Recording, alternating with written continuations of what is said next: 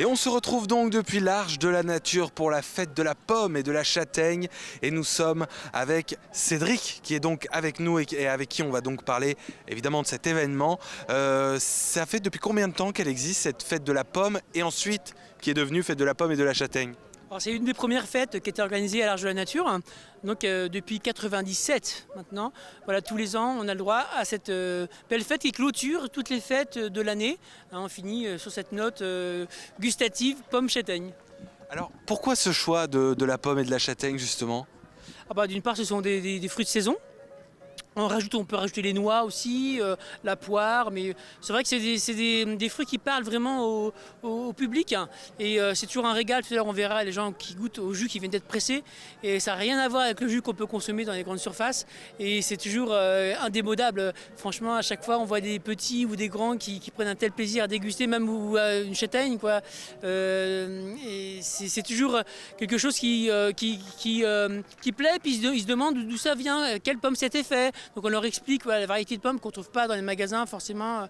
Et voilà, tout ça, ça fait beaucoup de plaisir. Et on apprend des choses aussi. Bien, alors on apprend des choses justement et il y a plusieurs stands et on va tout de suite se diriger vers un stand qui produit donc des marrons grillés et c'est le stand de la Michel. Alors c'est assez incroyable parce que c'est un stand, en fait ça ressemble à quoi? Là on le voit pas encore à l'image, on va le voir. Ça ressemble à quoi ce stand? Je dirais que je pourrais le prendre pour aller à Paris, mais bon aujourd'hui des locomotives comme ça on n'en trouve plus beaucoup. Plus beaucoup, mais elle est très très belle.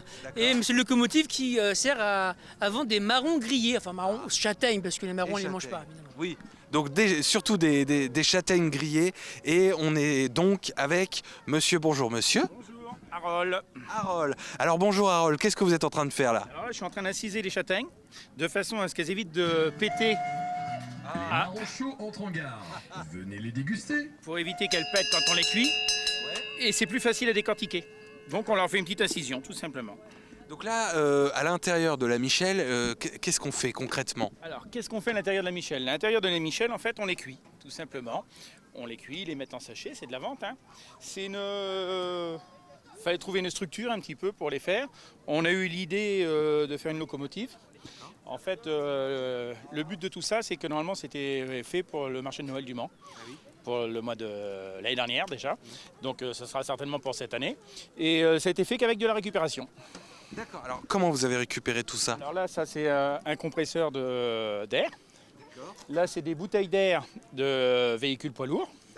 Là, vous avez un phare de chevaux. Deux phares, c'est des phares de Porsche, tracteur Porsche de l'époque. Vous voyez. Et puis tout le reste, ça a été fait manuellement avec de la tôle, mais que de la récup en général. Bien. Bon, on va aller voir un petit peu à l'intérieur pour voir un petit peu ce qui se fait. Merci beaucoup Harold. Bonjour. Bonjour. Alors vous êtes en train de faire chauffer les marrons, c'est ça? C'est ça, exactement. On les fait cuire et après, on vous les vend. Et comment on les fait cuire? Vous les faites cuire combien de temps à peu près? Alors, une quinzaine de minutes environ. D'accord, donc 15 minutes et après c'est bon à déguster quoi. Après, c'est bon à déguster, il faut juste attendre que ça refroidisse, sinon on se brûle un petit peu la langue. C'est un peu les risques, mais sinon ça va. Donc c'est des fruits de saison les marrons? Oui, c'est la saison, c'est fait pour ça. C'est comme ça. Donc ça fait combien de temps que vous faites ça vous? C'est la Vous êtes tout jeune, oui voilà. C'est ça, exactement. C'est la première année qu'on vient ici. Et peut-être l'année prochaine et pendant quelques années à suivre. Et bon courage alors. C'est bien. Bonne journée à vous. Au revoir. Au revoir. Ouais, on va vite? Ah ouais, on va vite. Maintenant. Ah, ça accélère, hein? Alors bonjour monsieur. Bonjour. Alors vous êtes de la confrérie du Nouzillard, c'est ça? La Vernard, c'est ça, oui. La confrérie des châtaigniers. Des châtaigniers. Alors qu'est-ce que vous êtes en train de faire là? Ça, je fais griller des nousillards, c'est-à-dire de la châtaigne qui est originaire surtout de la Vernard. C'est des châtaignes qui poussent surtout par là et qu'on défend. La confrérie est faite pour ça, pour défendre nos châtaigniers et encourager les gens à replanter des châtaigniers. Et on fait notre fête justement dimanche prochain, la fête de la châtaigne, et on pourra trouver des châtaigniers greffés. Alors vous dites défendre les nousillards parce que qu'est-ce qui se passe en fait? Les châtaigniers, avec l'évolution, ça a été un peu délaissé. Il y a eu une maladie aussi sur les châtaigniers, le cynipe qui s'est mis dans les châtaigniers, qui ont fait crever des châtaigniers. Donc on encourage les gens à replanter des châtaigniers. Bien. Donc, alors là, les châtaignes sont en train de chauffer, vous m'en avez épluché une, c'est adorable. D'accord, donc ça se mange comme ça quoi? Comme ça, oui. D'accord. Grillé. Grillé, ok. C'est excellent. C'est une châtaigne sucrée. Mm. La C'est vrai que c'est différence- sucré. Oui, c'est une châtaigne qui est différente des autres, c'est une châtaigne sucrée. Elle est plus ronde et elle est sucrée. Bien. Faut la laisser chauffer à peu près combien de temps? Là, on l'a fait griller pendant un quart d'heure. D'accord. Et après les Mais après les prêtes. Mais avant, il faut d'abord les laver pour enlever le plus possible de véreux déjà. Et on les échaude pendant 10 minutes dans l'eau bouillante. Donc s'il y a encore des véreux, ils montent à la surface. Et après, on les fait cuire pendant un quart d'heure, grillés. Eh ben merci beaucoup. Bon ben on a tout compris comme ça. Si des gens chez eux veulent le refaire, ils ont la Ils recette. viennent dimanche prochain à la Verna pour la fête du Nouzillard. Bien, eh ben, le rendez-vous est donné. Merci monsieur. Et nous sommes maintenant avec Pierre Louvard. Merci d'être avec nous. On est devant une machine incroyable. Mais que fait cette machine? C'est une machine pour faire le jus de pomme, faire le cidre. C'est une citreuse qu'on appelle, une presse à pommes. Alors, vous avez pressé combien de pommes peut-être en tonnes? Oui, à peu près 3 tonnes aujourd'hui. Oui. D'accord. Alors, comment ça se passe en fait? Quel est le mécanisme? Eh ben, on met les pommes dans un bac à l'arrière de la machine. Elles sont lavées. Après ça, elles sont montées par une chaîne au broyeur. Et quand elles sont broyées, nous, on les étale dans des toiles, on appelle. On fait 10 toiles, ça fait à peu près une motte.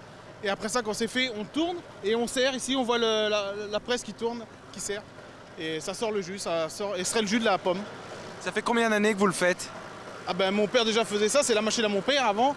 Depuis les années 70, on fait ça. D'accord. Et vous, alors vous personnellement, Moi, ça depuis fait 2000, je suis installé depuis 2019, c'est ça. 2019, Non, d'accord. 2009, c'est ça. 2009, ah oui, donc j'allais dire vous commencez, mais en fait vous ne commencez pas. Très bien. Alors donc vous faites ça, c'est votre activité quotidienne, vous faites ça tout le temps? L'hiver, parce qu'autrement, moi j'ai une entreprise de travaux agricoles. On fait tous les travaux agricoles chez les agriculteurs, du semis à la récolte.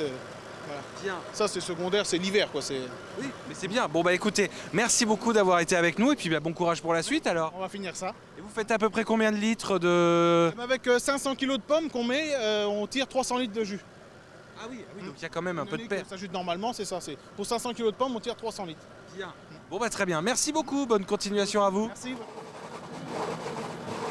Bien alors Cédric, on a vu comment on pressait les pommes, maintenant qu'est-ce qu'on va voir? Et maintenant, on va goûter quand même le bon jus de pomme qui vient d'être pressé. Bien. Allons-y. Allons-y. Voilà. Alors, ah oui, alors déjà il a une belle couleur. Ouais. Bonjour. Ah, il est assez épais, hein, mais ils sont très bons. Oui, c'est vrai qu'il sent très bon. On sent qu'il vient on sent qu'il vient tout juste d'être pressé là. Ouais. Ah non, franchement, très très bon. Ah ouais. Donc maintenant, l'objectif c'est de comme le pasteuriser parce que si on le boit encore comme ça demain ou après-demain, je ne garantis pas que les intestins apprécient beaucoup.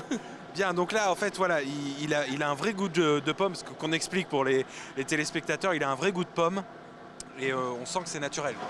Mais complètement, et ça n'a rien à voir avec comme je le disais tout à l'heure, avec le jus qu'on peut acheter en grande surface. Hein. C'est vrai qu'il a un très bon goût. Bon et bien voilà, on va aller voir qui maintenant? Et bon, on va aller voir des spécialistes de la pomme, c'est-à-dire les croqueurs de pommes. Bien, et ben on va aller voir les croqueurs de pommes alors.